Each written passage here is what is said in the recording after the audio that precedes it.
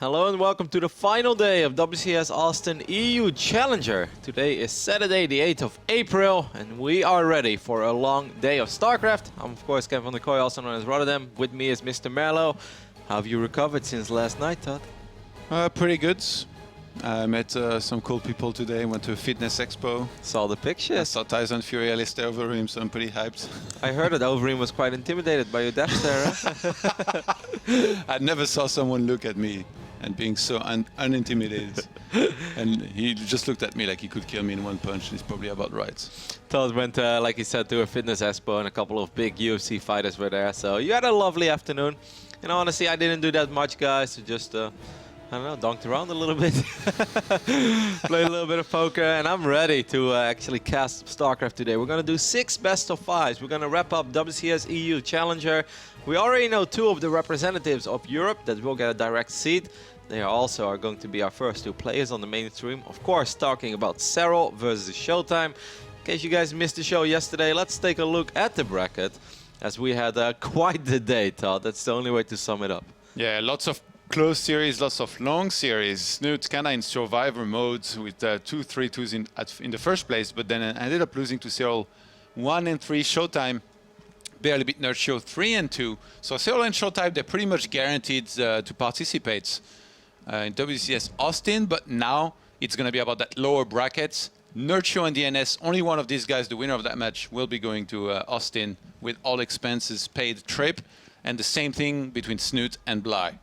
Yep, and of course a direct seed as well, and that helps quite a bit. So top 4 is the main goal for the majority of the players in the lower bracket. Anything above that, well, that's a bonus. There is money on the line. First place walks away with $1,600. Pretty sweet, I'd say, playing some StarCraft from your room, Todd. I would take it, man. Never happened to me. Well, maybe on the good streaming days, but that's not the same. Like, then you're just getting lucky. That's like half a birthday stream for you, last I checked. Oh, so. no. We never broke the 3K mark, though. Yeah? But I mean, the big 30 is coming up, so you never know, right? No, I'm super excited. I think both players are ready, so we're pretty much good to go. It's going to be a super long day today, guys. Well, at least we expect it to be a long day. 6 best of 5s, and these guys are so evenly matched. And I'm pumped for this first match. It's going to be Serral versus ShoWTimE. I'm going to let the players know that we are good to go. And two of the hottest players right now over in Europe going up against each other. I think I mentioned it yesterday at the end of the show. Mm-hmm. It's rank 1 ladder, Serral, against rank 2, 3, and 4, ShoWTimE. Isn't that the sickest? He wants to knock him off. And both of them have broke the 7K barrier as well, which is obviously a magical barrier. It's a very elite club. Yeah, I know. I think it has like 3 members maybe in Europe. I think maybe NerdShow broke it once. Incredibly hard to achieve. If you go lower, then you leave the club, right? Like you're not part of it anymore, even though you made it before. I think just making it once. No. Come on, you need to be in it, man. You get a membership tattoo, Todd, and tattoos never leave. No. You get a membership card, and then your membership is revoked if you lose a couple games too many. It's a cruel world on the ladder. It really is. 7,160 MMR for the man on your right, Serral, the Finnish god, going up against the most consistent player that Europe has to offer, ShoWTimE. He's been hot since the beginning of 2016, and even in 2015, we could already see some sparks of brilliance. First game is going to be played on Newkirk. It's not a city, it's just precinct. Good to go, Todd. I'm ready, man. I have no idea who's going to take this best of 5, but I am pumped. Here we go. Starting in the bottom left-hand side of the map, playing as the Blue Zerg, we're going to have the Finnish player. It's Serral. Looked great so far in this tournament, beating Snoot in the previous rounds. And let's not forget that he even had to go through the open qualifier because he didn't play enough games in the ladder qualifier, even though he was ranked high enough. But that didn't really seem to be an issue for him. He made it at his first try.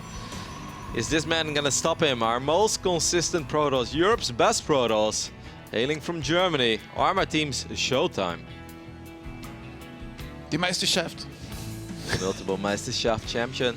Who do you think is going to take this one, Todd? I think it's incredibly hard to predict.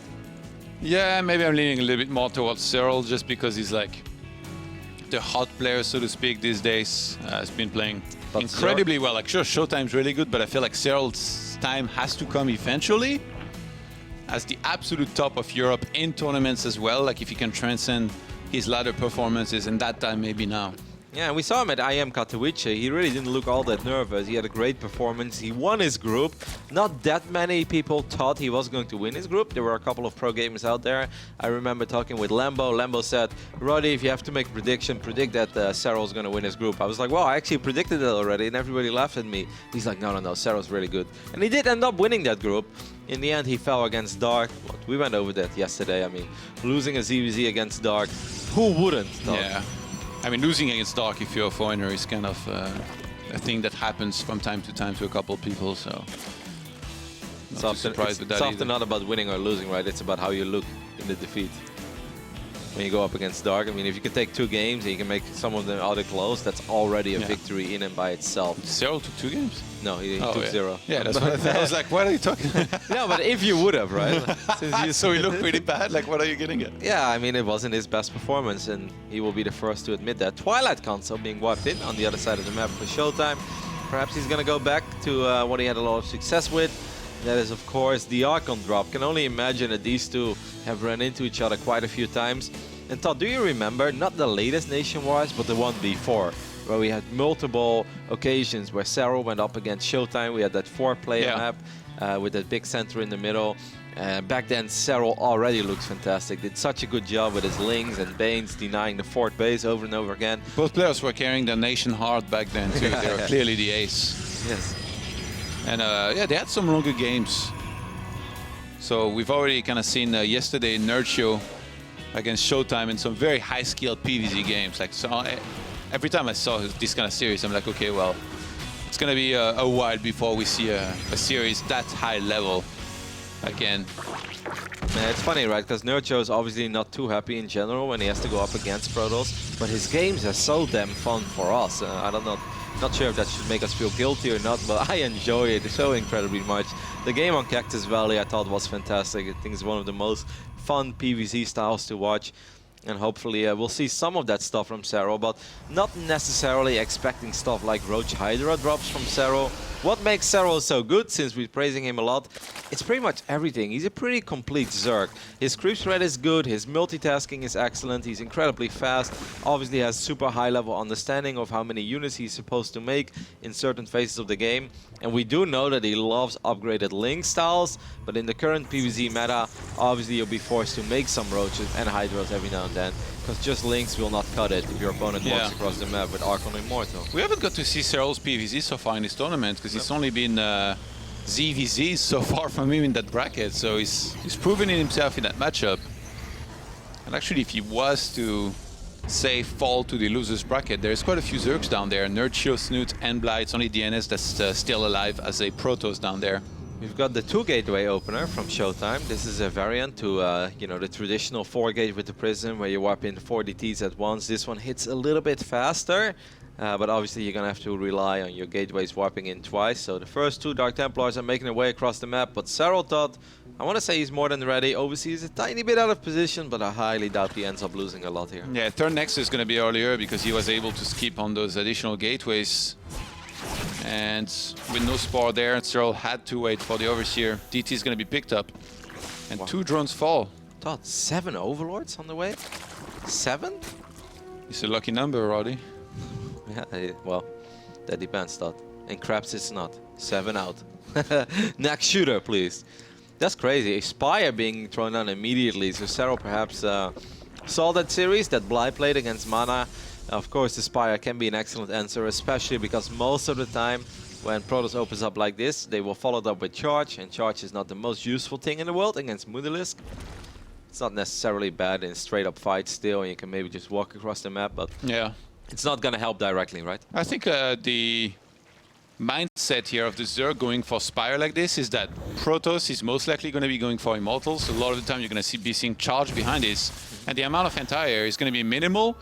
I mean, sure, Protoss can go for a timing and it's going to be a scary one, but if you're Serral, you don't have to overcommit to Mutas. Just because there isn't a good counter to them, you make a few, you fly from base to base and snipe probes, and on the ground, you get a ton of Ling, Roach, and Ravager to counter whatever timing it is that you think might be headed for you, and even at the on the Baning Nest here. Yeah, a couple of Banes as well, so I think you're spot on with that. We're most likely going to see 6-7 Mutas, force out the reaction, shut down this Warp Prism as well.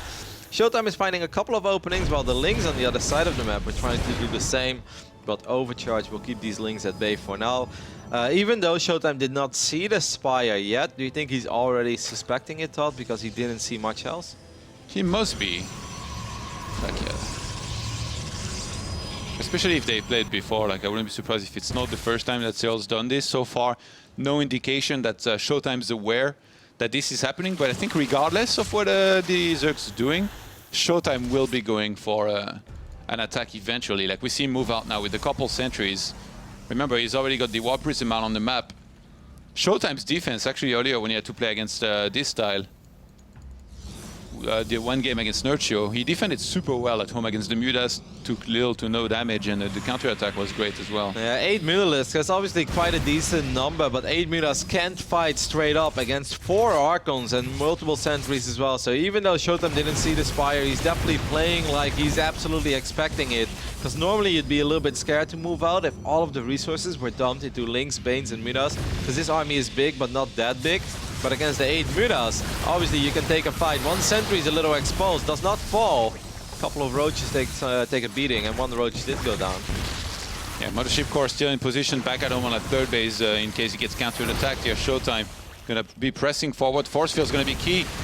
He picks up some of the units and splits the Banelings with minimal connections. The Ravager count is not that high yet, though. That's going to make it a little bit harder to take out the Archons. One Archon does get picked off. The 8 Mutas are in the main base of ShoWTimE, but let's take a look at this fight for now. Is ShoWTimE paying attention? It seems like he's not, Todd. He just wants to win the game. Does he have enough to do so, though? Yeah, he's got a ton of Immortals still left over. He's going to keep on warping in Zealots in that location. Photon Overcharge in the main base helps against the Mutas. It's all about this attack here for ShoWTimE to try and close these out. Oh, the Warp Prism! He's getting targeted and it's actually going to go down, so there's not going to be any more reinforcements, but there's still so much left over here with 3 Immortals, 2 Zealots, a Sentry, and an Archon. I actually feel like instead of these 6 Roaches, maybe those should have been Mutalisks, right? Because you can clean this up then. It's just a single Archon and a Sentry. Yeah, it's slow on hit points too. Yep, and there were still 3 Mutas, so Serral could have brought them back. Instead, he's going to make Roaches, but 6 Roaches is not enough. Oh, the Muta is still in the third base of ShoWTimE, being super annoying. He's being a little bit slow to react, and now no more overcharges available. Serral micro these Mutas just right. That he ran away from the overcharges every single time that they were used. I mean, there are 6 more Roaches on the way, but I don't think that Serral has enough to deal with this army, at least not now. He's gonna pull the drones, maybe you get a drone surround on the Immortals, the drones come up, couple of Roaches coming from the north side. Look at this focus fire. Yeah, sick. 1 shot, 1 kill. The Archon does finally fall. Maybe Serral, that's too early. That was too early. He sent those drones away a little too early. Now these Roaches will not fall. And soon the barrier is going to be up again as well. And that's a disaster. Looks like ShoWTimE might have a little too much. GG. And the German Protoss takes map number 1 here with a perfectly timed attack. He really played that like he was expecting a Spire. Like he was 100% sure without even seeing it. Because that move out... You know what? He played that like he doesn't care if there is a Spire. Because you go for the attack no matter what, I think. Yeah, but I think against pure Roach Ravager Bane, you know how fast the Zerg supply can skyrocket. And normally it's actually kind of difficult to hold at home. You really need like a cannon and overcharges. So moving out when your army is, it's strong. Like 4 Archons, Immortals, couple Sentries. But that's not normally an army you want to be to the other side of the map. Like he was just convinced, I think, that he was going to go up against Mutalisk. And he's like, that means you have less on the ground. And I think I can make this happen. It got close. And I feel like in one moment, Serral, instead of making all those extra... Did he lose the Spire in the natural, perhaps? Maybe that's... No, I don't think so, because it was all the way in the back. I really don't think he lost that. He tried to make a few Roaches. Obviously, Mutas are quite a bit more expensive, but against 1 Archon, that's low on HP, like you said, and a Sentry, I think 7 Mutas would have cleaned that up. Interesting. What did you say? I asked ShoWTimE if he knew it was Mutas when he attacked. And he said he always goes Mutas, which is Archon drop. This kind of kills it. It was close. Yeah, I would like to see it. Like, I still think there is room for improvement there on both sides, obviously, but very close first game. ShoWTimE takes the 1-0 lead. A super consistent, solid German Protoss. Did you gain any rank since yesterday? No, I'm kind of stuck. We need another Snoot versus ShoWTimE. I dropped a couple as well. Yeah? Yeah. The highest I got was after that long TVZ. So I was like 177. I was like, nice. Making waves. Keeps going up. Yeah, unfortunately. Some people must be losing. It's always the only downside, right, of traveling to StarCraft events. I mean, we're living the dream, zero complaints, but you look at it, it's like, man, I wouldn't mind squeezing in a couple games. You could have played earlier. Nah, StarCraft is not, it's not a game for me where I can sit down behind any PC and play without my own mouse, own keyboard, and I could have brought it, but even then, you know, it takes a little while before you have all your settings correct. Maybe you need to man up a little bit. No. I have a lot of respect for some of these people. They can play on whatever setup. Like, I always remember Vancor. You remember him from Warcraft 3? The Grease Undead? Yeah. He traveled to ESWC and he had no mouse.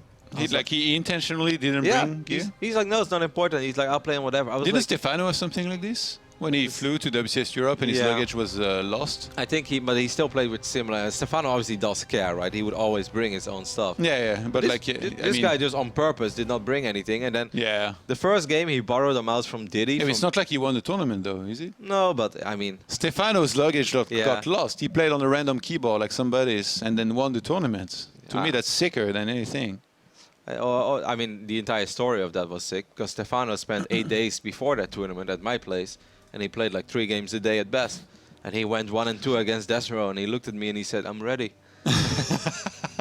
And I remember he wore a white t-shirt on stage? Yeah. Like just completely white t-shirts. It was really funny as well. Because, nothing. You know, back then everybody's making predictions, and I was like, I don't think Stefano's going to do that well. And everyone's like, why? Stefano's like Europe's best player. I was like, well, yeah, but I really don't think he's ready this time, you know, because I saw it firsthand. Like, I'm spending every day with him, and all he would ask me to do is, like, go to a bar or, you know, like, eat some food. Yeah. He just refused to practice, and I was like, well, Stefano may be good, but nobody is that good. Well, he showed up in his white T-shirt, and he still dominated back then in Stockholm, so made me look silly, and he just messed with everything that we know about StarCraft. Remember Bomber as well? Before WCS North America Finals, when he was staying at your place. Roddy, like not many people know this, but Roddy gave his room, his computer to a Bomber so he could stay at his place for like, how long was he? Like 2 weeks or something to train. And then it's funny because like I don't even think he uses speakers at home, but you have speakers at home. And he would just play all day with speakers and play Terran and just wreck people, and we could hear it from the other rooms. And he was just smashing people left and right. And I think he really enjoyed the speakers. He put them really loud actually. But he got 2nd place, right, at that WCS? Yeah. Final against Pig Baby. Yeah. Pig Baby and his 7 observer build. But those were the fun times. I remember walking inside of Nathanias' room while he was streaming and bringing Bomber and being like, hey, look. I learned something, and he was just laughing. Yeah, good old days back then. It was a lot of fun. Game 2 is going to be played on Abyssal between ShoWTimE and Serral. Abyssal's a tricky map. Perhaps ShoWTimE is going to go for the Archon drop again if he's just super convinced that Serral will always answer this with Mutas, and he feels that his super fast attack can actually close out the game. Then there's a very good chance we're going to see something similar to what we just saw on Newkirk. As we're looking at the main base of our German Protoss, spawning on the left top side, it's ShoWTimE.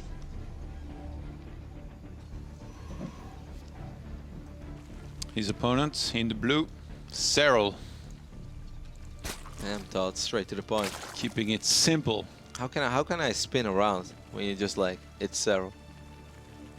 Yeah, you just do it fast. It doesn't matter, man. I'm not Todd. Come on, every time I do an intro, I think of Jeff as well in the discussion we had at Story Cup. Like, I just can't, man. That killed me. That was so incredibly funny. When he started talking about the Seahawks, and he's like, and in the left, the Seahawks. Oh, if you guys have never seen this, you should just take a look. I'm sure it's somewhere on YouTube, and you just Google introductions, Home Story Cup, In Control. And In Control just went on this massive rant about how strongly he is against player introductions, and he just used the example of being in the stadium and the stadium speaker going wild and hilarious. One of my favorite moments of that Home Story Cup. ShoWTimE being annoying, blocking the natural. Serral doesn't want to expand elsewhere, so it seems. His spawning pool is almost done though. ShoWTimE knows about this. See, he misses the block there. But I don't think you want to wipe in another pylon, right? Even though, you know, by the time that the Zerglings are out, you have to cancel the pylon anyway, or you lose 100 minerals. I love that you're having a discussion with yourself. It's like, oh yeah, I think you should go. Actually, after careful consideration, you should not be going for a pylon because it's not worth it. Because you know, Todd, I love my pylon blocks. Like, I actually still say this as well, but I still think that eBay blocks from Terran are pretty good, but no Terran does it. And whenever they just let me expand, I'm always like, thank you. You're a kind gentleman. Because there when I go into Widow Mines and all that jazz quicker. Yeah. I understand why, but I don't know. When I see It's deadlier than blocking your Nexus. They want you to get a Nexus and make probes. Those juicy probes, of course they want you to make them. Couple of links chasing this probe in the middle of the map. As Zergling speed is on the way for Serral. Serral is a player that does love a couple of link drops every now and then, and Zerg players got a lot smarter about that link drop. You know, the old days where they would just randomly drop 8 links in the beginning of the game. Stargate, by the way, this time, Todd. So, well, how do you feel about that, considering the fact that it looks so solid, what ShoWTimE did in the first game? I think it's smart to mix in different builds, especially if you think Serral's not going to expect this. Like, ShoWTimE is a super solid Protoss that can play many different styles very well, so it doesn't have to do one build the entire series. Keep in mind, like, we're still in best of 5 format. Probably going to be double Oracle, correct? And then yeah, and then one Void Ray maybe to kill some of these overlords around this base. And it's safe as well against crazy roach attacks. Having a safety Void Ray. Whatever happened to Phoenixes, man? You make up for all the Protosses not going Phoenix by going double Stargates and massing them. The problem with Phoenix is that Zerg players got incredibly good in taking a lot of bases quickly, and this upgraded Link Bane style, you can just ignore the Phoenix and you can just overrun the Protoss on the ground. I still think Phoenixes are powerful, but they're a lot more powerful against any sort of Roach build. But you know, if they just go pure Link Bane, going Phoenix into carrier, like it's awesome, but that Hydra Bane attack that we saw so often in the Korean scene, and it's definitely going to be seen a lot more in Europe as well if people would still make Phoenixes. This is really hard to deal with. Well, it's just a single Oracle into a safety Void Ray. Yeah, Void Ray follow up. Because he spots Overlord speed, perhaps? Do you think he's maybe worried about Link Bane drops early on? I don't think he's worried about Link Bane drop, but it's maybe almost like a thing where you don't really have any production facilities anyway, so you might as well get the Void Ray to make sure you chase away some of these Overlords around your base. Oracle shows up. Good reaction time there by Serral. Pulls the drones way before the Oracle's even in place. ShoWTimE definitely wants to get a drone. Nope. Against the double Queen, he doesn't want to overcommit. Actually took some real damage there. If you only play single Oracle, you got to be really careful. Because it's safe to say that Revelation it's one of the most indirect, powerful spells in the game, right? Especially at high level. Just being able to tag your opponent's army over and over again is ridiculously powerful. Because information is everything. Whether I play single Oracle or double, I'm always careful, but I always lose both of them. Serral spotted a couple of those adepts moving out, so immediately we see 18 links. A stasis trap being dropped over here, outside of vision of Serral. Thought that could come in very handy. This would actually be quite sick if ShoWTimE can get this done. But these adepts don't have resonating glaives, so he has to be really careful. Wow, that's actually he's gonna lose 2 more adepts, I think. He's gonna bait him in that position to try and trap all of these Zerglings. Well, that works. Yeah, but losing 2 adepts, I mean, now it's only 3 adepts left, and against 4 links, 6 links, 8 links, and 2 queens.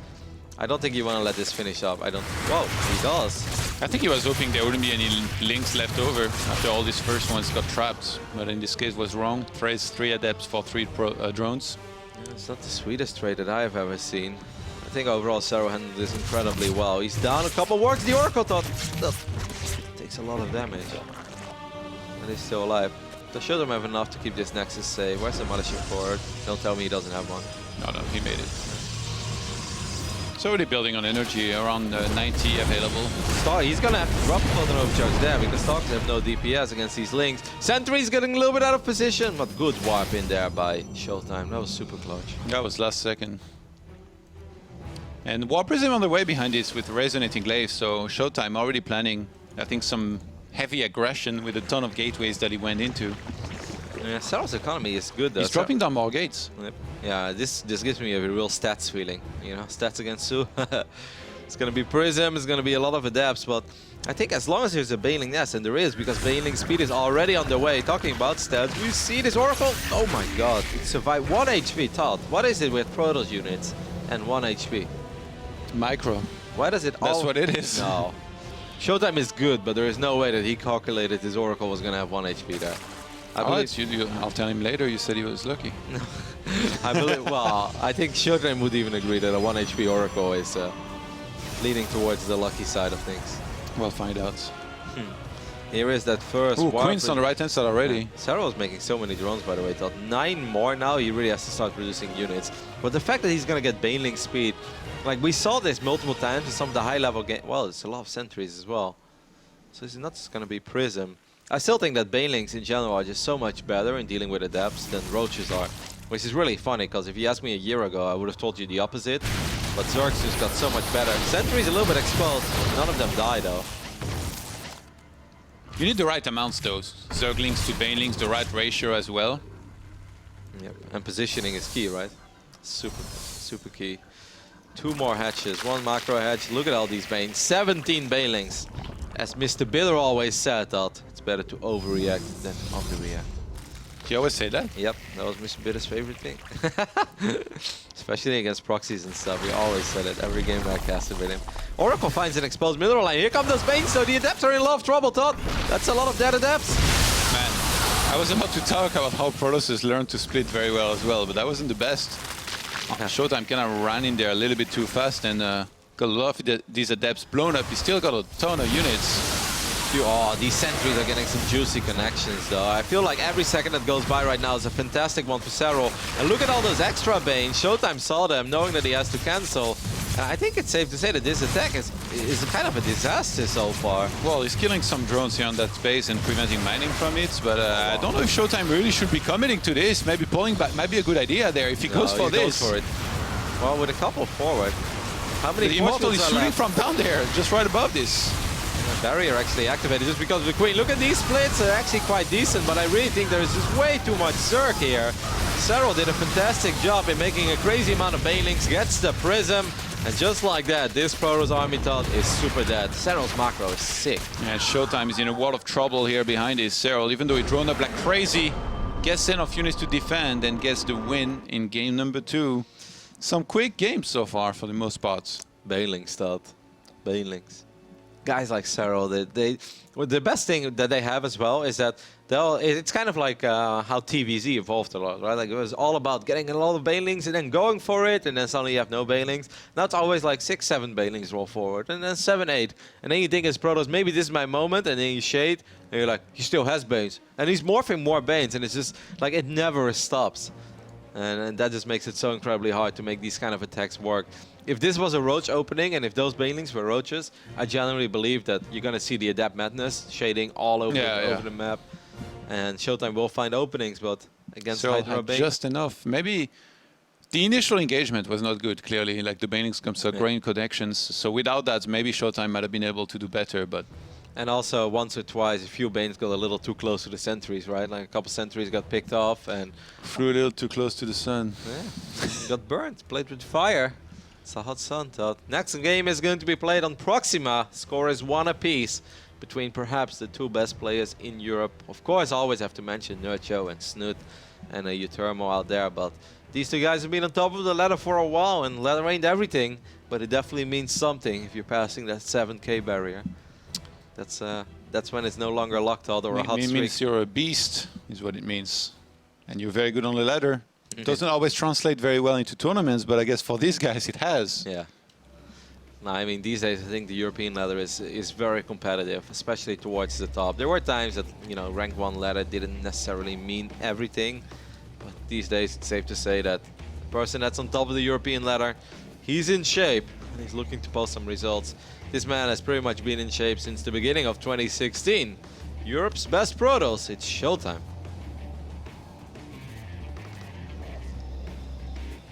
His opponent in the blue from Finland is Serral.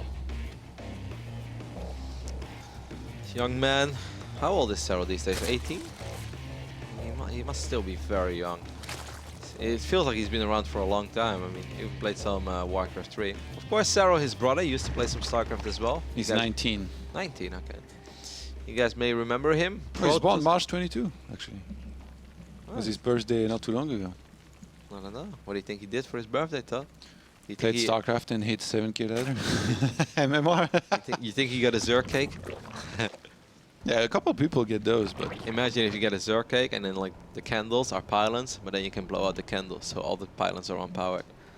Wouldn't that be the coolest Zerg cake of all time? What if an a cupcake mothership core flies in and overcharges the pylons, then what do? Then you have a food fight, huh?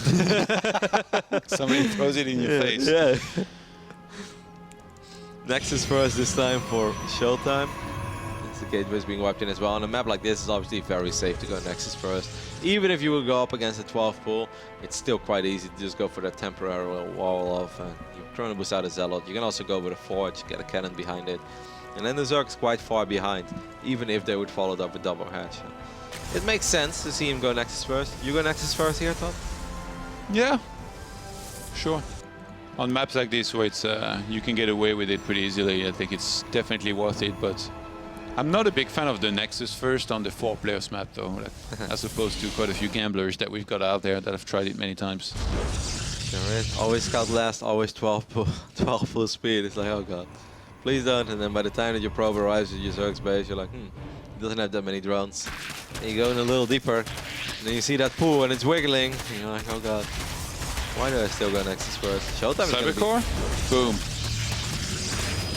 Of course, people wonder why did Cybercore instead of a gateway. Cybercore has a little more HP, 550 against 500, which means it will generate hit points a little bit faster as well.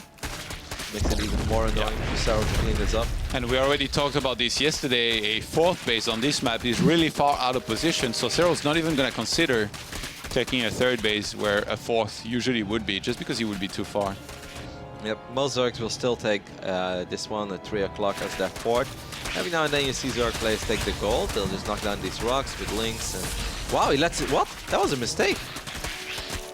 Hey, just about a little bit more time. 3 seconds for 125 minerals? I don't think that was meant to happen. I don't really see that being worth it. Stargate is once again going to be the follow-up for ShoWTimE. This is a pretty good carry. Oh, the Overlord! Oh, oh my god, that was so sick. High ground vision. He's actually lucky this time. He was almost in the safe area. Well, I mean, obviously he might have died later anyway because Stargates is on the way for ShoWTimE, but a nice snipe here for ShoWTimE. So not only did he delay the 3rd base of Serral a lot, he also got one of the Overlords in the starts. Interesting to see ShoWTimE went up to 37 workers before he started building his mothership core. Obviously felt he didn't need it earlier. And you don't really want to build a mothership core super early on if you don't need it, because those are seconds you could be building probes and it actually slows down your economy. These links want to get this around on the adapt, but that ain't gonna happen. So I was gonna keep these links here, try to be annoying, try to maybe pick up a probe in case ShoWTimE tries to expand faster than he's supposed to. Baneling Nest already going down and Spores already being morphed in, so Serral's on the money with everything so far. I think it's Stasis Ward time here as this first Oracle is going to head across the map. Void Ray on the way. 4 queens. And we got the Baning Nest here being made for Serral, but no sign of a Roach Warren or anything like that. He's just going to be relying on that style that you talked about with the Zerglings and Banings, I think. 2 drones, the Oracle. That's not that bad, especially because 2 queens were there and his 4 was morphing as well. So that's pretty much the most you can ever hope for. +1 air weapons! Yep, I said it. Pretty good map for Skytoss. So to see this very fast +1 air weapons is not a surprise. Expecting Stargate number. Wow, he's just gonna go into super fast areas. Not even. And probably take the gases pretty early on his 3rd base. ShoWTimE actually took them very fast on his natural compared to where most Protosses would take them. You know, a lot of Protosses that want to rush that 3rd base quickly, they skip on the gases on the natural, they start that 3rd nexus and take that later. No. ShoWTimE actually took the 2 gases on his natural very early, saturated them. He had only, I think, like between 10 and 13 on the minerals and 3 and 3 on the gas. Yeah, I was actually looking at that because when he had 37 probes, he already had all 4 gases up and running. Yeah. And he It's only a bit had 10, unusual, right? Yeah. I was looking at that and I was like, but I didn't really put 2 and 2 together and figured that this meant for sure that he was going to rush up to those carriers. That went Void Ray, man. The Oracle is actually going to be very important because I think if Serral knows this, there's a good chance he's going to try to, you know, bust this eventually with Hydra Bane. So having a couple of stasis and dropping some revelations would be super useful. These carriers are so fast, not 6-minute carriers. And it's really cool as well because this is hard to scout for Serral and everything looks similar, right? I guess he's going to get Mothership as well. Yeah, Serral, unless he sends an Overseer across the map. It's a bit weird though. He was making an Overseer at home, then cancelled it. I see he's still got one right now that set it across the map. That's going to get there pretty late though. All right, ShoWTimE, Mothership or not? I don't think that early. I mean, ShoWTimE in general does love his mothership. Oh, there you go. How do you feel about it? Do you like it that early? I mean, when I see these top Protoss players, they almost always do it. Yeah. I don't know if I can say I like it or dislike it because I don't do it personally. I don't have the gas because my macro is trash. But when they do it, it looks useful. You have like all the cloaking units. If the opponent attacks, it feels like he needs like 15 overseers because otherwise you snipe them and then everything is cloaked. So I think it's just worth it. Especially if you started this early, it will be finished before any kind of timing can hit. Oh, you saw it. He was move commanding right below it, and just in time, ShoWTimE moves that Oracle. It would have been a disaster for him to lose that, because right now you don't want to use your Stargates to rebuild an Oracle. All you want to do is build carriers. ShoWTimE going for extra pylons actually outside of his wall as well. He knows that if he's sieged by mass Hydralisks and he lost his gateways, it would be a disaster.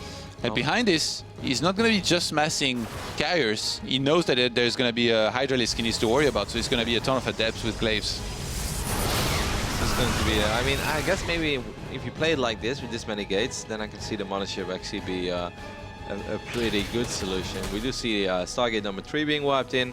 Hive is on the way. Neuroparasite being researched. Serral knows. He absolutely knows. I guess he just saw it with his Ling as well. It's funny how nobody gets bastards and glance early anymore. Yeah. I mean, that was the big discussion, right? A while ago during Home Circuit Cup, the discussion broke out once. And now it just seems many like discussions broke out. Yeah. They have to get like 7 bases before they want to get Patching Glance. Sometimes you see a Zerg with like 2,500 gas in the bank. It's like, no, it's not worth it. Could he get a cancel here with those links? Yeah. ShoWTimE's far out of position. Yeah, I think he has to go soon. Okay. Oh, ShoWTimE worse. So, he has a sick guessing skills like this at times. Like you see ShoWTimE just like kind of realizing stuff. He might have heard or even seen the debris go down now, but just being able to make sure it doesn't lose that very important here for a German Protoss player.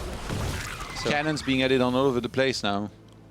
There is bailing speed already. Wow, he cancels the gold. I'm afraid that ShoWTimE is going to step on creep. I'm not sure if he would necessarily do that in this phase. But with 9 extra spores, Neuro almost done. Actually, it's a little bit risky, right? Like to move out now because this is pretty fast, Neuro.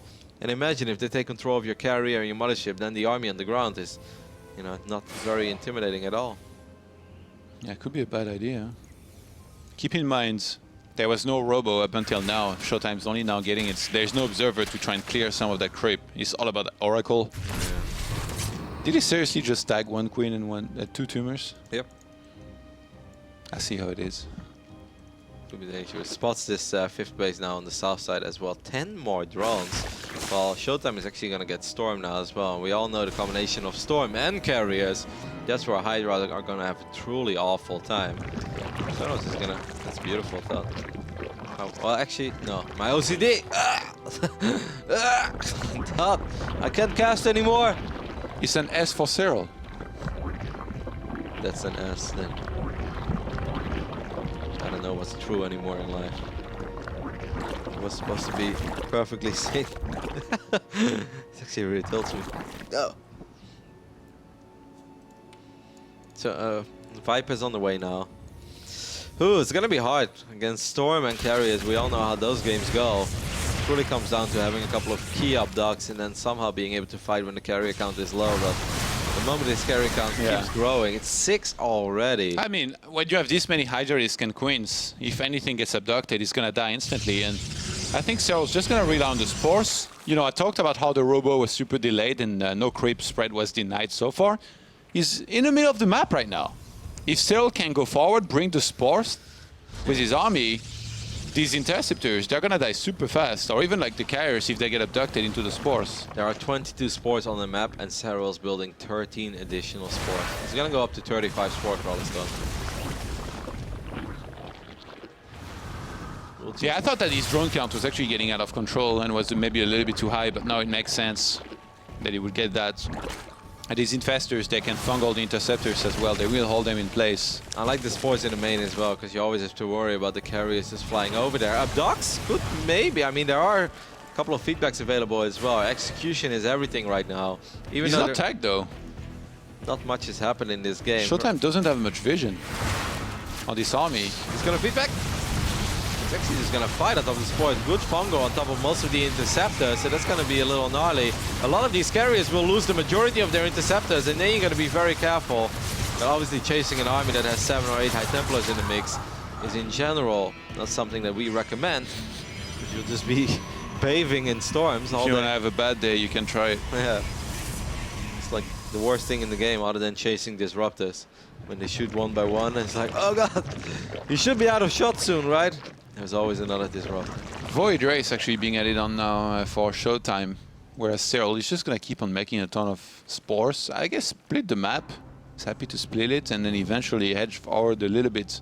Resume the creep spread that was finally denied here for a little bit. So in a game like this, right, where obviously you're going to have a lot of money, wouldn't you like to see Nidus with some links? Like, I really think if you can unload like 25 links with Adreno Glands in the main, it could be good. I think it's super good. Or just some link. The problem is that they are not that well upgraded.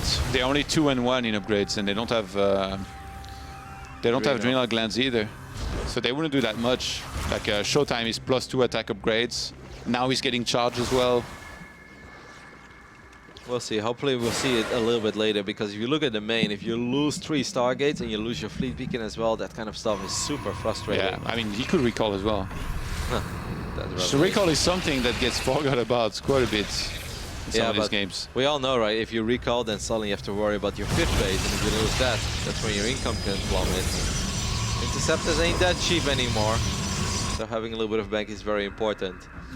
ShoWTimE is trying to find some opening with a couple of adapts here on the south side of the map. He's going to run into a bunch of Hydras. Might actually, let's say, be able to fight that. With +3 melee on the way, I'd truly love to see some links. It's kind of a questionable shade. 2 Hydras. Nope. Refuses. What a captain Serral is, thought. We've got a do we have a Dark Shrine? No, we don't have a Dark Shrine, but we do have a Warp Prism that made it all the way into the back of Serral's base, and this is very annoying for Serral, because Serral's maxed out though. Oh, that Evo. If he goes for it. Yep, and he will. That's no +3 for you. Transfuse is available, but Serral's not reacting. Yeah, he won't save it, right? Nope. I think he even cancelled, maybe. Hydra then looks like he might fall as well. Oh no, actually it's going to be saved. Yeah, he can transfuse that. Prism's gonna have to be careful. Does he have Warp Prism speed? I don't think he does. No, Warp Prism speed has not been. There's no Robo Bay. Prism is a ninja. Where did it go? Like it's headed towards the right hand side. Okay, the Overlord does spot it. Carriers once again moving forward. But against this many spores, you're gonna have a hard time. One Corruptor found the Prism. Sick DPS. Look at it, Todd. Are you looking? Look at the supply. Yeah, it's 200 supply against the 199, yeah. Soon 198. Look at it, Todd. It's gonna happen. Boom. Rip.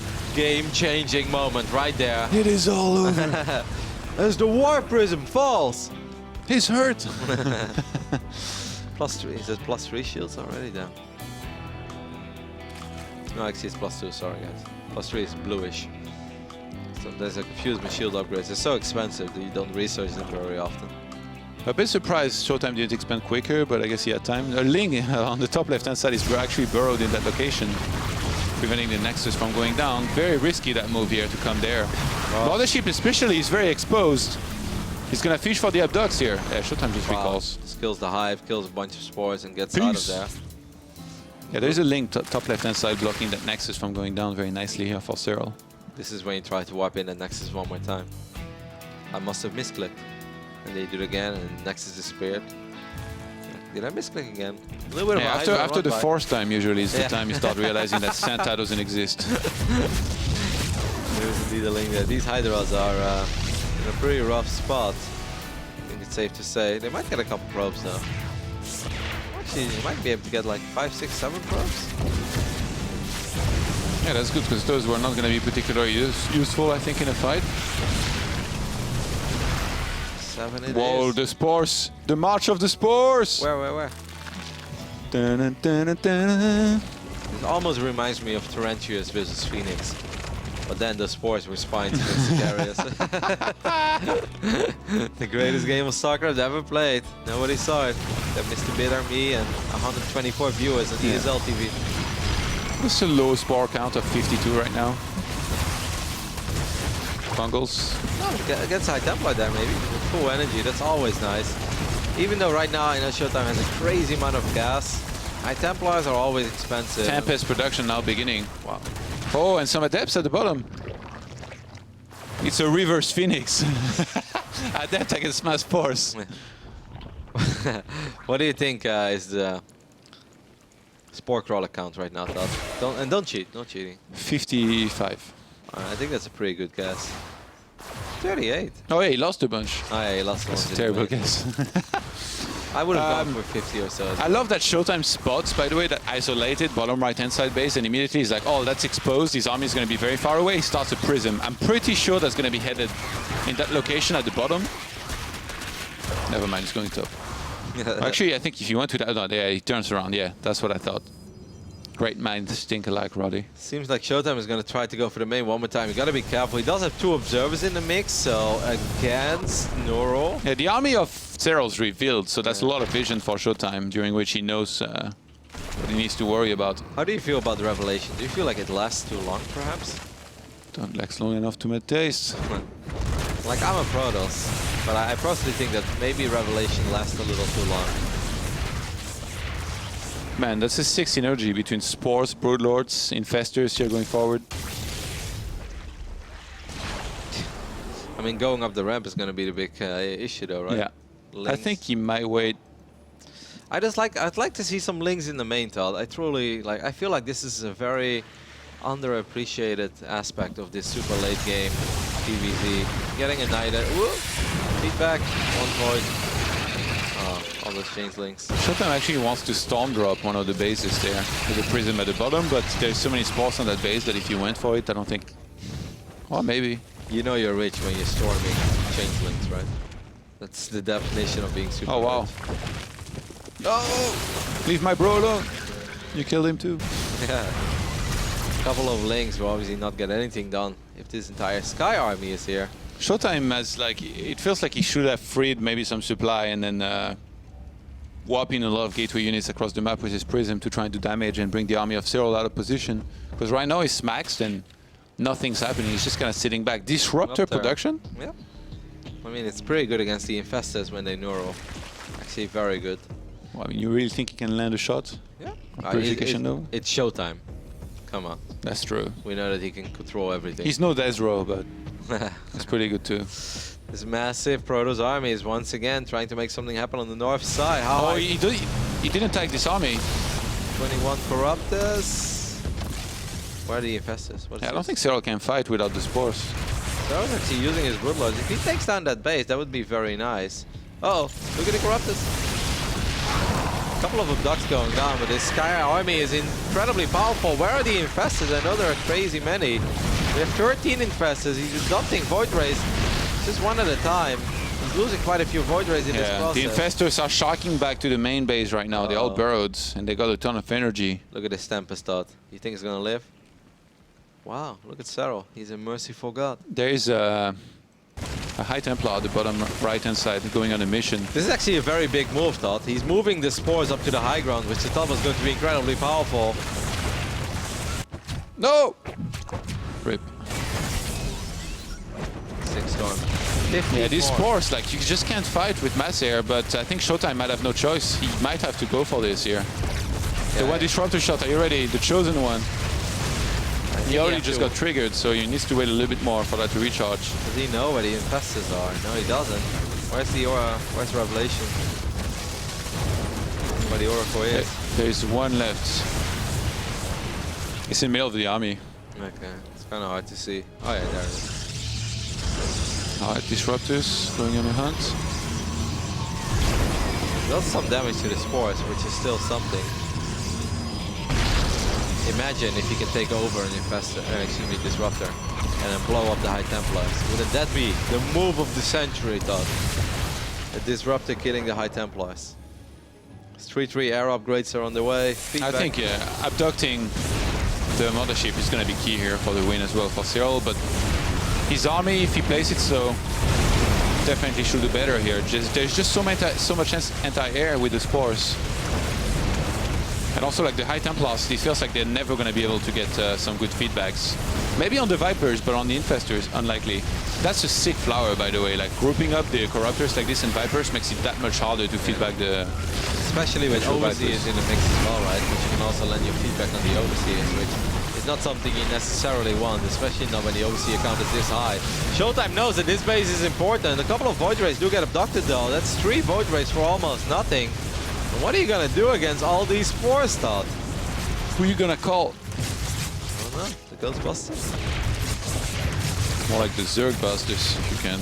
Wow, this base is dead, and that's actually quite key. ShoWTimE moving into the main allowed Serral to move off all these spores into the high ground. And ShoWTimE starts a ton of gateways back at home. I think he's ready to transition into ground against these. Realizes there is not that many Broodlords. He's gonna try to, I think, just mass warp in elsewhere after losing a couple of his units there. You see his supply is already kind of plummeting a little bit. This fight looks ridiculous. I mean, what would you necessarily make though? I mean, Stalkers, there's a lot of fungo available, I guess. Well, this army is super immobile, right? So you just mass Zealots somewhere on the map and you start taking out the bases of your opponents. Yeah. And then slowly edge forward like this. But against all these links, I mean, we have a couple of Zealots walking around. I think Serral should be good enough to just split off a couple of the Infestors as well. There's also plenty of Spines available. These Zealots do have pretty sick upgrades, so a couple of Spines should fall. Okay, Corruptors are about to kill a Nexus at 12 o'clock. If Serral realizes that they can. Well, ShoWTimE might want to fight that, Todd, because there's no Spore Crawlers here. So if you're ever going to get a good fight, this might very well be it. He could always warp in a few additional Stalkers. It helps a little. How high is the High Templar count? 6. I mean, Serral, this is sick, right, from there, because he can take that middle base. He can take the other middle base at the bottom if he wants to, the other golds. And then, I mean, if you got that many more bases than your opponent, you can't really lose. How many static defense do we have? We have 7 Spines. Actually, I felt it was higher, because I saw just all 7 Spines. And 62 Spore Crawlers at the moment, Todd. And counting, because there's 2 more on the way.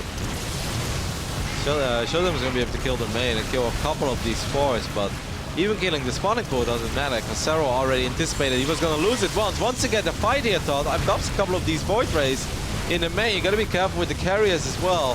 Here are the Infested. Maybe a Neuro? Mothership is very important there. Needs to stay in the back, make sure he recalls if he gets in trouble. He's actually going to go for the preemptive recall. Some of these Interceptors die, but pretty cheap anyway. Look at this Void Ray, Todd. What a hero. It's working out. He had a purpose and he went for it. Just like you last night looking for a kebab. And I succeeded. But will the Void Ray succeed? That's the big question. Switch targets there. I'm surprised that the Void Rays, with these upgrades, is struggling. Yeah, ShoWTimE's really missing, I think, a prism across the map. And he would need to lose some of his units as well. That one Stalker that he has in his army, please kill that yourself. Like the worst units to have in this. Well, Todd, after the first 2 games, you said like, wow, we've got pretty quick games so far today. That's where you went wrong, Todd. Yeah, I said so far. I was right. Yes, you were. Proxima Station, though. Definitely seeing a longer one there. Nice Zealot attack here at the bottom. Especially like upgraded Zealots against static defense, even if there is a lot of Spines, they're gonna crush through that very easily. So if ShoWTimE keeps up with that, sends that to the absolute bottom right-hand side of the map, it's gonna do well. But Baneling's actually being morphed next to that location by Serral to get rid of the Zealots down there. 31 spores have gone down already. Resources lost still very equal. ShoWTimE has lost slightly more. Yeah, well, ShoWTimE has lost more gas, and that's something that's very important to look at. Because right now, ShoWTimE is rich. You look at it, 4,700 gas, and you think you can do this for days, but you can't. A couple of these simulators have already ran out, obviously. The army's getting awfully close. The High Templar stuff just left behind. Talking about gas, that's 700-800 gas down the drain. He lands a lot of feedback, but that was on the Overseers. Like, who cares? The Overseers do that. Not even they do. More Infestors and more Vipers here being made for Serral. Look at this main, Todd, it's so exposed. I'm looking at the Zealots at the bottom. Another hit squad there. They're looking for more than a kebab, let me tell you. Couple Banelings, well, if they eat a bad kebab, Todd, they might just die. Oh, they got food poisoning from it, man. Exactly, but they're still alive. Shouldn't have gone for the mid Alice and Shaft. It's gonna make it a little easier for these Spines to take care of these Zealot. I don't really see a way that ShoWTimE is gonna win, Todd. I think eventually he's gonna be broke. This gives me a mana versus fire cake feeling. even though it's very different and obviously a lot more action-packed. But he is just, he's gonna run out of gas quite soon. And I know that sounds silly because he has 4,300 gas in the main, but a couple of units get abducted, he loses a few more High Templars. Before you know it, your gas bank is gone. And Serral has just had access to way more bases. And ShoWTimE's gonna go for it. The Infestus almost getting hit by those disruptors, but some massive fungal actually lands here on these interceptors, and that means they're not attacking for the longest time. This army with all the spores is just not gonna die, and all these Infestus as well. Serral has done a great job in keeping the Infestus as far in the back as possible. Like, how many did he lose? Like Every time ShoWTimE wipes in Zealots at the bottom side of the map, by the way, it's more. And this time it's a big, big wave. ShoWTimE knows that he can absolutely not let Serral mine up that There's already gold. Morphine Banelings down there. It's not because Serral needs the gold, but ShoWTimE doesn't want Serral to start mining from that base. Because if ShoWTimE wants to win this game, he needs to eventually mine up that gold, that's for sure. What's the Tempest count? 2. A little bit of damage on these brutes. ShoWTimE's actually splitting his Zealots here in between a few different bases. At the bottom, but an attack at the top just feels like it's too much for him to handle. Broodlord's gonna push there forward. Still the threat of the abduct is there on that mothership. And if ShoWTimE is gonna lose his gas income here as well, this is really starting to become quite worrisome. Obviously he has a lot of money still, a lot of minerals mostly. You look at these gases, they're still fresh. These are mined out, these are mined out, and these are mined out. So that means that right now he only has access to 2 assimilators, and that's just not enough if you lose this base. That is not enough for this phase in the game. Spores are gonna move up the ramp, and last time that happened, that was trouble for ShoWTimE as he lost one of his important bases. That's currently his base with the most minerals and one of his last few ones that he's mining from. And I think he's gonna have to take the fight, unless he recalled at the bottom and went for some sort of base trade. He's gonna go for it. Here we go. Yep, has a couple of High Templars in the mix. Storms could maybe save the day. Infestus coming forward, not landing some of what they're looking for. The Void Ray is a little bit exposed though there. Corruptus should be able to take care of it, as not all of the carries are there at once. This is a really good fight, I think, for Serral, because not all air units from ShoWTimE are fighting. And you can see these Void Rays just getting picked off one by one. Even the mothership gets picked off. There's so many Stalkers, he might want to try and blink under these Broodlords, but remember, there is more Fungals available. Infested Terran going to be used as well by Serral. Oh, the Storm. Okay, that's going to push these Corruptors away. And the Stalker count is high. ShoWTimE does keep the base alive. That's pretty massive. Look at the bodies on the ground. A bloodbath. Oh, and Mass Stalkers is going to be the attempt here from ShoWTimE. Blink just completed now. He can blink. A couple of Broodlords are morphing. But I mean, all the Infestors, I think he's worried about Fungal. Does land a Storm. Couple of feedbacks. Maybe this is the moment for ShoWTimE. Yeah, he has to go for it now. Goes for the blink forward. He's going to go straight onto these Broodlords. There's not that much on the ground. Oh my god, these Infestors getting showered here by these Storms. Oh my god, this battle is ridiculous. There is just so many units dying left and right, but I still think that Stalkers in the end, it may not be enough, because there are 5-6 Broodlords now. Another forward blink. Where are the reinforcements for Serral? Look at these Broodlings doing work on the ground, by the way. These Stalkers are just melting. Oh, the Oracle dies before he can cast Revelation, so these Infestors not going to be dying anytime soon either. That's There's not going to be detection. Man. Look at ShoWTimE's bank dot. It's gone. He was rich. Now he's not. Stalker's going to go for another forward blink, but all the links are showing up, and Serral will take the 2-1 lead after what a ridiculous fight that was there towards the end of Proxima Station. But mostly just like, all right, you play Skytoss. If you want to play Skytoss, I'll play Spore Zerg. And he got 62 of them, and he just made it really, really hard for these carriers to ever be useful. It's a 6th strat. Yeah, good job by Serral. Some real patience. Maybe he was inspired a little bit by some of Snoot's game that we saw yesterday, because that's kind of what he reminded me of here. But good job to him. It's not over, though. Best of 5. Wow. This is definitely going to disencourage, I think, ShoWTimE from playing this style, right? Like, it seems like Serral is super comfortable with it. And on some of the other maps, it may be a lot harder for Serral to get all the bases that he would need to support a playstyle like this. But Proxima, Serral's so good, though. He just seems so good against so many different styles of play.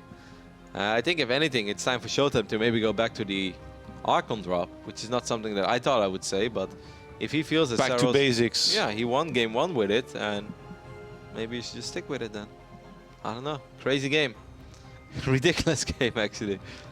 Yeah, these fights were pretty insane. Like, maybe Blink finished a little bit too late in last fight. What do you think? Because he feels like if he had had it like 15 seconds before, maybe he could have gone for the Blink and sniped everything. And also, like, losing the Oracle at the end is pretty bad. Like, obviously, he might not have won the game anyway for ShoWTimE. The economy of Serral behind this was ridiculous. He could have made 60 mutas if he had lost everything. I think mostly the air fight so far away. Like, it looked like maybe fighting away from the spores was good, but you're not just fighting away from the spores, you're also fighting away from your High Templars. And if Corruptors are actually pretty decent against Airtals, if they are not being supported by Storm, like the problem with Corruptors is that you want a one-shot unit, so they clump up a little bit and Storm hits everything. If you fight that far above ground where High Templars can't access, I think that was great for Serral. Like, he got a lot of Void Rays for free and even a carrier or two. All right, let's start the next map here. We're going to be playing on Belcher Vestige. The score is 1 and 2. That guy needs to start bringing it back. It is ShoWTimE.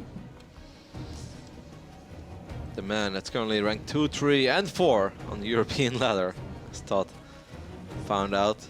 Over here on the right bottom side, we're looking at our Finnish Zerk. 1 map win away from qualifying for the overall final of WCS Austin EU Challenger. It's Serral. What's the highest rank you've ever held mid-season? I mean, like, I've been in America for the last 5 years, so obviously I don't have anything to talk about when it comes to Europe. No, I mean, like, on any, even on any ladder. Like in the US a couple months ago, like in the middle of the season, I got like ranked 37, 38. That was... With what MMR? Around 6K, something like that. So you joined the 6K club? Yeah, I know, that was a beautiful It's not quite the 7K club, but it's still pretty good. For a nerd like me, Todd, that was what, at that point, my dreams were made of. I was very content with it. But that's a danger in StarCraft, right? Like, you can never get content too early. It's kind of sad because on one hand, you feel like, it's like, oh, I deserve to be proud of myself right now. And then you are, but then at the same time, you're like, well, if I'm just proud right now, like, you know, am I still going to improve if this is my mindset? It's like, no, gotta raise the bar. 6-1, 6-2, you know. Always gotta keep pushing yourself. Never stops. There's always a next step. There is, until you win WCS EU Challenger. Well, I guess then you can start winning Codas or something. But I think if you make it, even there's all 16 guys that qualified for EU Challenger, those are 16 of like Europe's best have to offer. And we saw a couple new faces as well, and I think that's always very healthy. Super cool to see Denver qualify. Awesome to see Bly have a good run again. Bly is, of course, not a new face, but he's had a rocky period, I'd say. So it's great to see Bly still alive in that lower bracket. We also saw DNS having a great run. Not totally a new face, but you know, in the past overshadowed. Actually, DNS run's not over. He might qualify. Yeah, I mean Bly too, right? They're both in. They both have to win their match that will be played after, where DNS is up against Nurture and Bly is up against Snoot. I think that Nurture DNS is probably our next match, correct?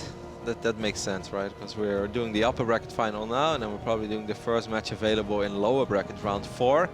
And that's a big one, guys. That will be an elimination match. Like these two guys, obviously they're playing for honor, WCS points, which can be very important later on in this year. You know what's sick, actually? Serral, Nurture, ShoWTimE, and Snoot, they are the top 4 seed going into this tournament. And I guess they are the likely 4 to make it, right? Like right now. You know what's also sick, though? This was a moment where you could brag. What? That was your prediction. Your tough prediction. Hey, it's not there yet, right? No, I know. We'll see in the next matches. Even if it was the obvious prediction, if you score 4 out of 4, Todd, I'm kind of proud of you. Because even when it's obvious, it never happened before. Getting 4 out of 4 is never easy. For the people who missed it on day 1, well, day 2, because Todd wasn't there day 1. Todd predicted ShoWTimE, Serral, Nurture, and Snoot. We're not there yet, but so far, the only guys they lost against were against each other. I'm sure DNS and Bly would love to play troublemakers here. Would be cool, would be a great run for them. Of course, if you guys are not totally aware, top 4 gets a direct seat into WCS Austin. So getting top 4 in this tournament is massive. Anything above that is just extra money and WCS points. And all expenses paid trip too, which is pretty good. Yep. Oracle takes a lot of damage. This time not even getting those 2 workers that ShoWTimE got on Proxima. Maybe you should have gone some Phoenixes in the previous game, Todd, before those carriers. What do you think? Did we miss the Phoenixes to control that economy a little bit of Serral? Maybe. You mentioned that some of the Zergs nowadays, they're just too good against Stargate and Phoenixes, so... You know where I really think, much. like obviously last game was a long game, and in the end that final fight was crazy, and there were many things that you could say ShoWTimE could have done a little bit better, or maybe Serral. But I think where it went wrong the most is after he killed the Hive the first time, I felt there was very little reason to go into the main. Don't you think so? Like there's almost nothing there. It's like a simple hatchery that really doesn't do much. I think also like when you're playing this kind of game, you don't want to max out. Yeah. You want to keep like 20 supply free so that you can use a prism and harass all over the place. That's really what ShoWTimE was missing. But the second time that ShoWTimE went into the main, when he did kill the hatch again and those 8 scores, that's when Serral saw his opportunity to walk up that ramp at the 5th base. Yeah. And getting up that ramp with your creep was normally the hardest thing. But getting creep on the high ground meant he could get all his spores there, and that was, you know, the beginning of the end for ShoWTimE, I feel, because losing that base just made it incredibly hard for him, and he got into an awkward spot having to defend the base next to Serral's main. Anyways, a lot happening here. Resonating Glaze is on the way. Plenty of adepts. ShoWTimE is playing it quite... Oh, he's going for multi-prong adept with Oracle and Void Ray. What is this build, Todd? What? What is this build? It's sick. This is going to be really hard for Serral, because normally you're ready to defend one attack. Yeah. Can you defend on both locations? How good is this young man, Todd? We're about to find out. He's got a lot of queens in the location. If adepts were to shade elsewhere, it could be deadly, but Banelings are going to move in at the same time on the 3rd base. Looks like Serral is fine so far, even though he's lost quite a few drones. He can replenish that quite easily. Yeah, I don't think this did enough. No, why didn't he use the air units? Imagine if he brings the Void Ray to kill the Spore here, then the Oracle has free reign and can protect these adepts. I think you're right. 10 drones looks good, guys, but this is a massive investment. 12 adepts? No, that's too much. You want to kill more than 10. You want to kill close to 20, I think. Because behind this, you've got a Zerg player on 3 hatcheries who can drone back up very easily. No cancel! No cancel! There's a cancel. That's it. I thought he wasn't paying attention. I thought your high pitch was going to explode there. Couple random windows in Cologne just blew up. You can do better than that stuff. No cancel! No cancel! No!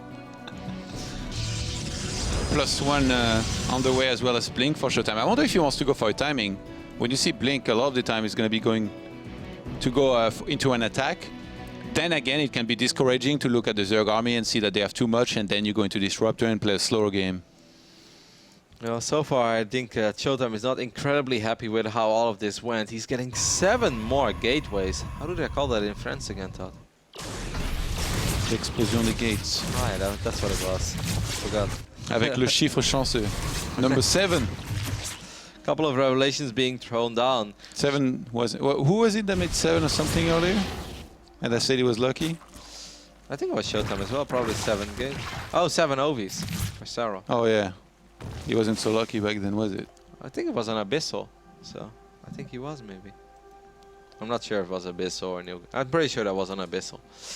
Anyways, Blink is being researched. There are plenty of sentries. Wasn't it on Newkirk before he died? I thought it was Abyssal. It doesn't really matter. I'm sure we'll eventually see 7 Overlords again. ShoWTimE did leave the Mothership Core behind, so Photon Overcharge is going to usher these links away. This is a very big attack, Todd. This attack can make the difference between ShoWTimE evening the series up, or if he gets crushed, where crit rate is pretty decent.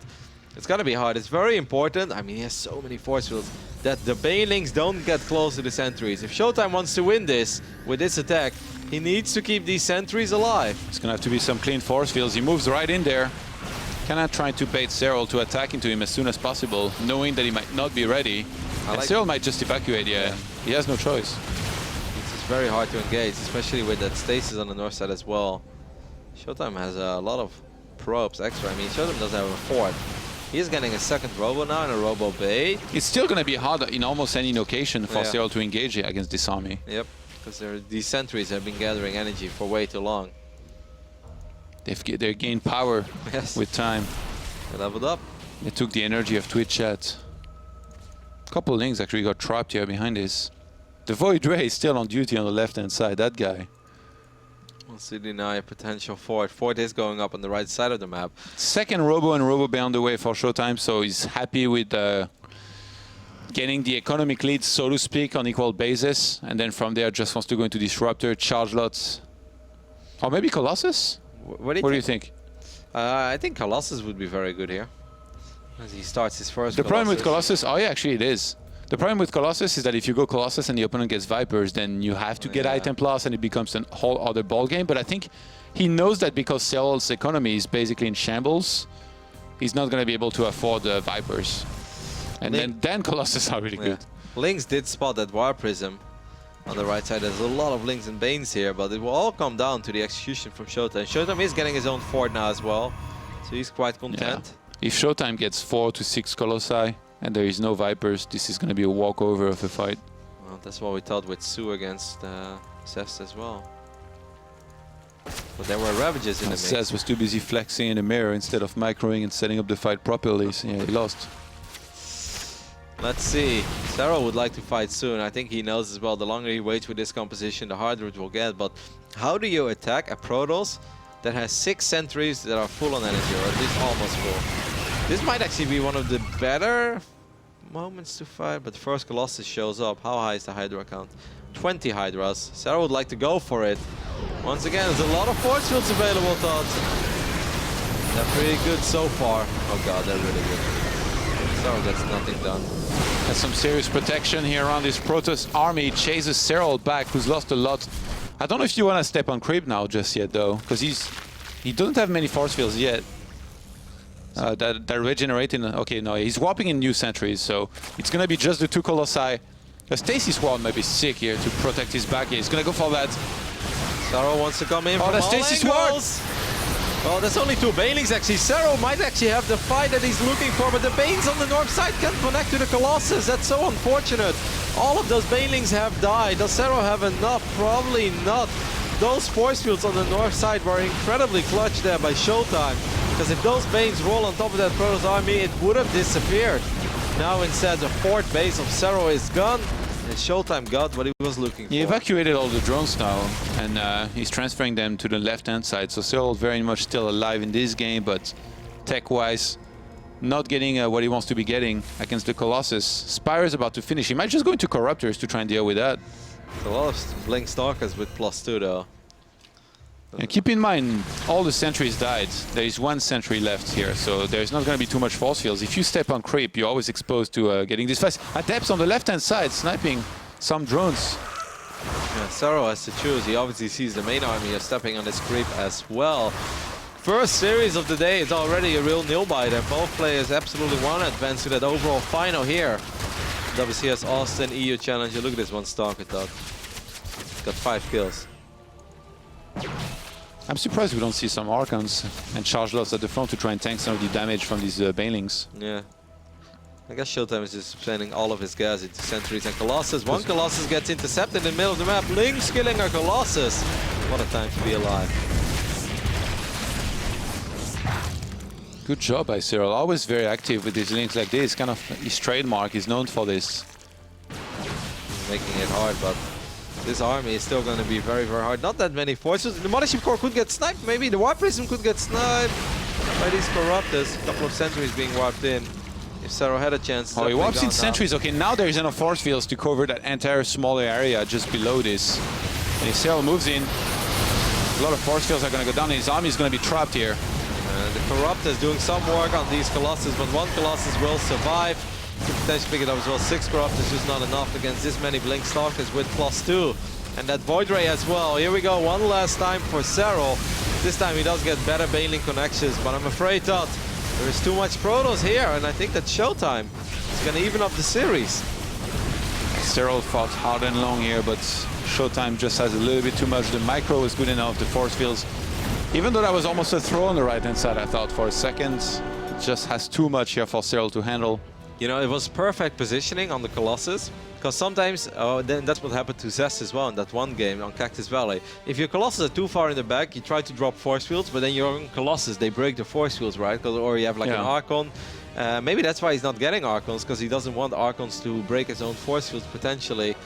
But yeah, the force fields on the north side were perfect, because we were looking at 15 or almost 20 Banelings that were trying to connect, but they just couldn't get it. Yeah. I was surprised though that ShoWTimE kind of just ran in there on the right hand side. I think he was probably hoping the force fields could be there a little bit more and the Stasis Ward behind his army, but he had too much anyway, and he steamrolled from there. Would have been sick if Serral maybe like while he was defending against all the adepts, if he would have countered immediately, maybe he could have baited out a couple force fields, something that he did on Abyssal, for instance, with just a couple links. But now these 6 sentries were sitting at the 3rd base of ShoWTimE for so long, and all of them were pretty much maxed out on energy. And you know, you get a little bit of a Lilbao feeling watching this, all these Blink Stalkers +2 and a bunch of force fields available. But yeah, in games like this where you force your opponent to react to all your early game pressure, it's very unlikely they have anything like lurkers that would normally be very good against it. So that was pretty sick. ShoWTimE asking for a short break.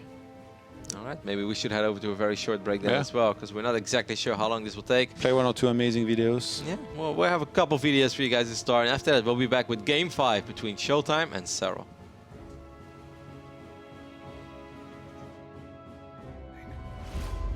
Once and for all.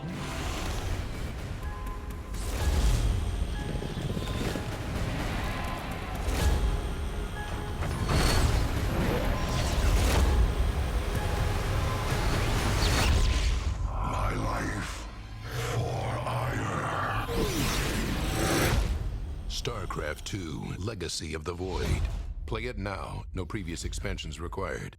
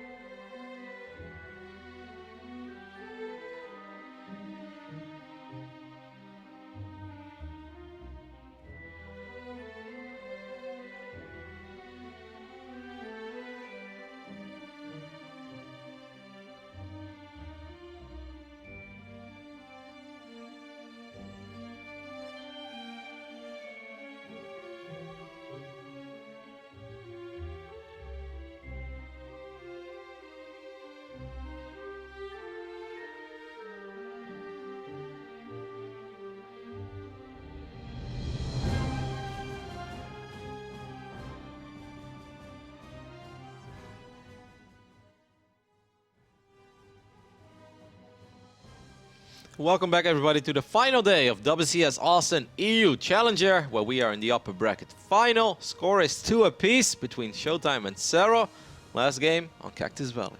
Yeah, what better map to finish things on, man? You almost could have called it, didn't you? Probably. I mean, I would be shocked to see some Paladino again or something. We saw Paladino in the ZvZ. I'm sure we see it once or twice again. This man over here on the left top side played a great series so far. It's very evenly matched with his opponent. Hailing from Finland, it is Serral. Currently rank 1 Grandmaster League in Europe with that mighty 7,160 MMR. For the people at home who think like, yeah, we know by now. I'm gonna keep talking about it though, because it's super damn impressive. I have never seen anybody with MMR that high. Yeah, he's pretty darn good. His opponent though, ranked 2, 3, and 4. Currently it is ShoWTimE.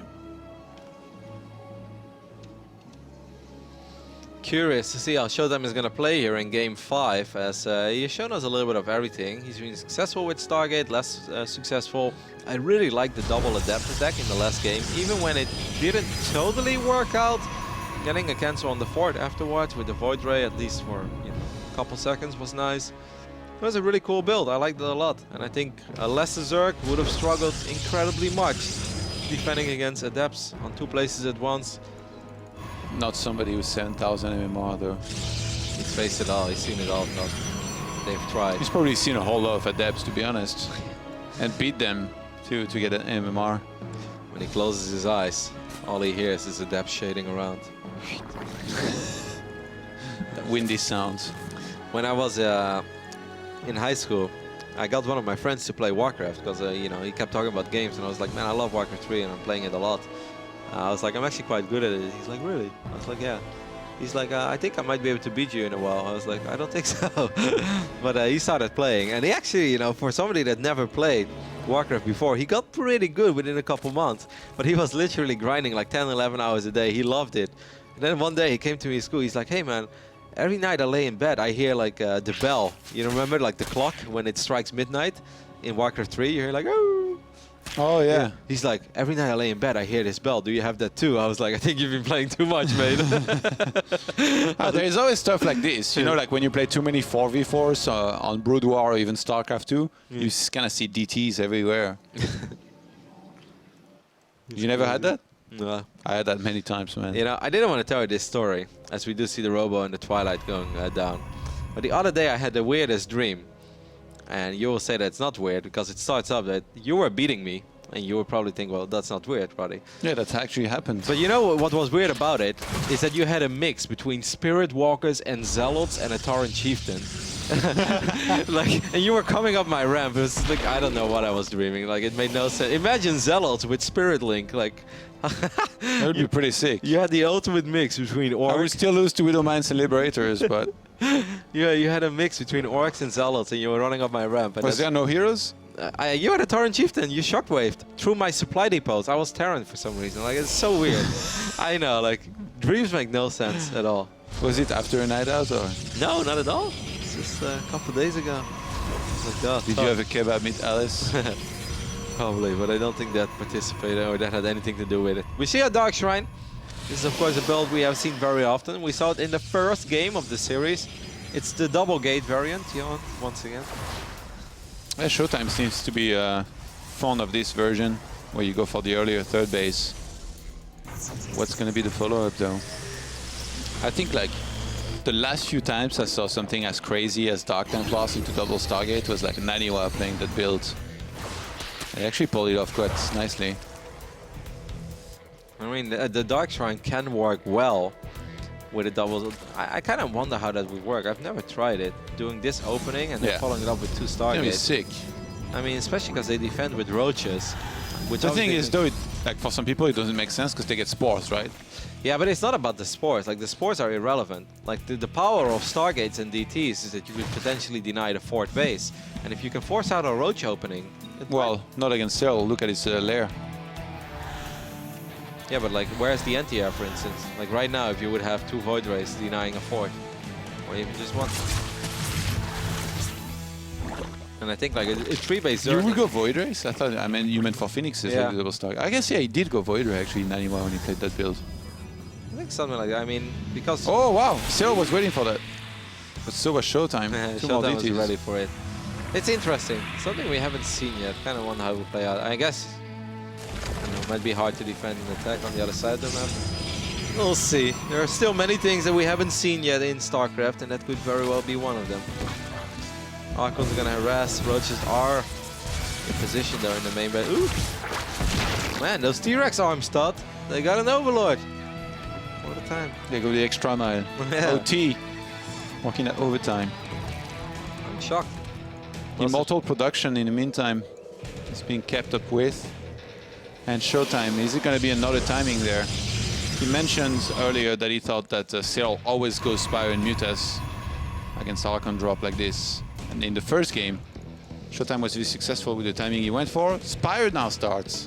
Yep, so far it seems like ShoWTimE has an excellent read on his opponent. There's a good chance, especially with these positions. It's not cross-map. I mean, they spawn horizontal. How are you supposed to hold if you go Spire? Because like the Mutas are really pretty useless against this. I think you just need to have enough on the ground. Like, I think just because you have the Spire... Yeah, but because you go Mutas, it feels like you won't have enough, and especially not of the right units.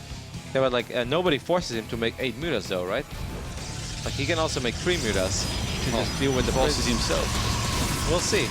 I think like Serral was obviously good enough to realize perhaps where it went wrong in game number 1. And I don't think he would make the same mistake twice, but we don't have a Baning as yet. And he is banking up, well, 600 gas at the moment. Yeah, Serral, you don't want a drone there. It's going to have to be on the units. He's starting to morph Ravagers. I think with a lot of Ravagers, it can work. Absolutely. Because that's what I said as well, right? On Newkirk, his Ravager count was not high enough. Because Archons are a little derpy and sometimes they run away from the rest of the army. And Ravagers are really good in just picking them off from afar. Wow, that's so risky. Oh, an Archon died. Sloppy. It felt risky we already. wanted to get that Queen a little too bad there. The Spire will be spotted there, and I'm pretty sure that we're going to be seeing ShoWTimE move out momentarily. Wow, he's getting a second Robo. ShoWTimE. He just spotted. Because maybe he thinks the Spire is a fake. Well, he's moving Quite out. a few overcharged, by the way, were forced, so there's only going to be 2 in defense. Cannons are going to start in middle lines. I think it's very important that Serral does not make more than 7 mutas. Maybe it's a sick mind game of ShoWTimE where he's thinking, I'm going to go forward and hope he doesn't make mutas just because there is the threat of my attack. But in this case, he took a little too long to move out. He might have misread the situation. The mutas, unfortunately, are flying to the base that is just surrounded by pylons. And there's a Mothership Core here as well. A couple of DTs being warped in. Archons it is, but it's in the natural. Nothing is in the natural. I thought there is no blink or something. So quite a few probes are going to fall. Good job by Serral, not flying in the other overcharges, instead going to the middle line that was exposed. In the main, a single cannon is most of the time not enough against these mutas. And ShoWTimE thought he's hesitant about moving out. It seems like he doesn't believe that the attack can do it this time. I'm a bit surprised that this happened there. No blink on the way, even though it's going to be boosting out the Twilight Council, and he's whopping in Stalkers. Templar Archives is going to go down. So ShoWTimE might just kind of mass. He's going to get Storm, I think. And then go for it eventually. Yeah, I definitely think since he's getting a forward base as well and starts +2, I think ShoWTimE is just going to chill and feels that the attack that he maybe made on Newkirk is not necessarily going to work this time. I have to say I'm quite impressed at his capacity here to hold on against these mutas with just a couple Stalkers, no blink. Yeah. Minimal amount of cannons and overcharges. Maybe in the main there was a little more room, I think, for Serral Serral. being maximum annoying here with these few mutas. There's nothing happening though on the other side of the map, and that's always a scary position to be in as a Protoss. But of course, the one thing that ShoWTimE will have going for himself is double Robo and Storm. Well, he doesn't have Storm yet. But I think he might just go Archons and then attack with everything, no? He's still whopping in DTs to make Archons. if I would make that prediction, he would start Storm immediately, but... Boom! Couldn't have been any faster. Yeah. I mean, maybe he feels right now, he sees his army, so maybe right now he feels that Storm wouldn't be the right choice because he feels all he needs to do is defend. Muta still being annoying, a couple of Stalkers and dealing with him. Muta count is a little higher right now, right? Yeah, 12 thought. 12 Mutas heading towards the main. Maybe he can unpower the Forge? That would be sick. Yeah, that cannon's gonna get targeted. It's only one of them. He's engaging into the third base at the same time with everything. These Banelings are gonna roll through. Big splits, preemptive splits by ShoWTimE, who I think might be looking to try and counter-attack there. A couple of fake Archons are still in the mix as well. 72 Zerglings though on the way. I mean, 128 army supply to 89. Running up this ramp against all these Ravagers could be very risky as well, especially if there's still a couple Banelings in the mix. I love how Serral is playing this. Serral's playing out of his mind, though. He's so active with these mutas. He's making so many things happen at once. ShoWTimE is going to try to do something here about this fourth base, but Spines and Spores will keep it safe. These mutas have done a lot. 23 probes have gone down. Serral still finding some room to kill some more probes there. As ShoWTimE pulls back. He's got a very scary supply, to be honest, but in terms of actual army, not having Storm against this many Banelings is going to make it very hard for ShoWTimE to win a convincing fight once again. I think he forgot he had a couple of units on the bottom left-hand side of the map. That would have been useful to maybe even buy himself a little bit of time. Well, Serral is going to try his luck one more time over here as he's going to be able to land a couple of these balls on top of the Immortals. Banelings rolling in. Good defensive setup here, though, by ShoWTimE. And all of these Immortals are still very, very healthy. Storm is on the way. How the Zealots doing Oh, this wow. time? This is huge, actually. Yep. If he can... Yeah, he's going to do a ton of damage there. Wow. He might have gotten the hatchery if he targeted immediately. Oh, these guys are just like kind of dancing around. The Mutas in the meantime still being super annoying in the third base. I'm a little bit surprised he didn't go for the Spore there, and that would be very annoying. Then you have to worry about detection again if your name is Serral. Yeah, so many pros have gone down. These Mutas are the sickest. How many kills do they have? 45. 45 Man. probes have gone down. Blink is done, right? No. Oh. No, he never made it. Wow, okay. Oh! Just when I pressed the Mutas. 45 probes have gone down. Blink is done, right? No. Oh. Wow, okay. Oh! Just when I pressed the Mutas. 45 probes have gone down. Blink is done. Just when I pressed the Mutas. Oh! Look at 3 mutas on like 1 HP. A little more than that, but. Photon! 1 shot, 1 kill! He's gonna get double kill. Maybe triple. Nope. Ooh, High Templar is a little bit far forward. It's gonna be risky. He does land 6 storms though, on top of all these Banes. Serral's just move commanding the Serral lost so much, Todd. That was weird. He might have been able to blow up some of these guys if he had been paying attention, but now losing a huge chunk of his army. I thought ShoWTimE was in so much trouble, but now he's caught back up. He's got more army supply. Oh my god. And I think he might be able to do this here if he gets a clean fight. Serral fighting on creep though. It's gonna be scary for ShoWTimE to fight into. Yeah, but it's so many Immortals. How are all these Immortals going to die? There's no Warp Prism. That's the biggest downside right now. Oh, there is a Warp. Where is it? Oh, he already joined up. There was the Warp Prism from earlier. So there is a Warp Prism. ShoWTimE is always ready. God, what a game. ShoWTimE losing close to 50 workers against the mutas. Still hanging in there. Obviously, defending is a lot easier than attacking. Those last storms, they were just insane. 77 Banes have gone down. And Serral is actually setting up to receive the army at the bottom. ShoWTimE moved back up. This could be really scary here for Serral, who's not ready to fight the army in that location. And I mean, so easy to storm there, right? There is only one avenue through Zerg can come. Okay, I guess there is 2. He's gonna try to come in from behind. Bates out a couple storms, but there are still so many. And he's standing in the middle of all these hatcheries here to try and reinforce. Baneling's gonna move in, but they're all moving kind of one by one. They get some good connections on some of these Immortals. Well, those Banes are doing a lot better. A lot of the Immortals are low on HP, but well, actually, Serral might have enough thought if he's able to pick off a couple of the Immortals. The Warp Prism with 4 units inside of it. It lives. Corrosive Ball does pick it up. Now it finally did go down. That's a good storm on top of those Ravagers. Incredibly close ending here to this series. But these Protoss units, oh my god, Todd, where are the reinforcements? It's sick. You think Serral can do it? It's looking bad right now.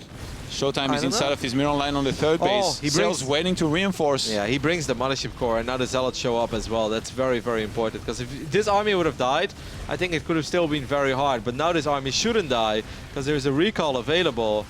And then obviously ShoWTimE is going to be quite happy with how he did in this fight. The 15 minutes blink on the way. God, that was such a sick close fight. But maybe if you would have got the Prism a tiny bit faster with the balls then. But obviously if then the Prism gets moved. Serral's going to try to hang in there one more time with Banelings getting really desperate at this point. I think that just might be a little too much for ShoWTimE. I cannot believe he won this one. ShoWTimE wins the WCS Europe Challenger upper bracket. He still has to play the overall final. Yeah, winner bracket. Yeah. He's not done yet, Todd, but he just made a massive step indeed. What a sick series to kick the day off with. We're going to have 6 best-of-5s today. ShoWTimE will come in action again all the way towards the end when we play the overall final. Maybe a rematch against either Nurture or Serral, I guess, seems likely. Yeah, maybe a Snoot. Or maybe DNS can come all the way and he's coming for revenge. He lost in the first round. Well, you don't talk about Bly like this. That's probably, you already mentioned so all these Zerg. So. If Bly beats Snoot, then the winner of Nurture or DNS, then Serral.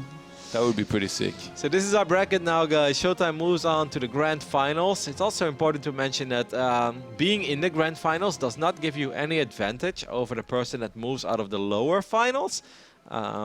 So if ShoWTimE would go up against Serral again, this is going to be a brand new best-of-5. There's not a 1-0 lead. It's not 2 best-of-5s or 2 best-of-3s. It's just he has the luxury of not having to play against the person that moves on from lower bracket round 4 and 5. That's his advantage. You can go for a run, like in the WCS Signature Series video. Just go and chill, come back later. Yeah, he can go for a marathon, Todd, because he's going to have to wait for a best-of-5s. And with, you know, the first one took an hour and a half, so that's 6 hours. Yeah, I mean, people do marathons in 2. ShoWTimE is like He's pretty fit. Yeah, he plays a lot of games. Let's give ShoWTimE a marathon in 2.5, right? Like that should be a good pace for our German Protoss. Very fun first best-of-5 of the day. Hopefully you guys enjoyed it. Very close. We're gonna head over to a break, and after that we'll be back with our first match of the lower bracket round 4, which will be DNS versus Nurture. Correct? That's gonna be our next game. It's gonna be awesome. Stay tuned. We'll be right back.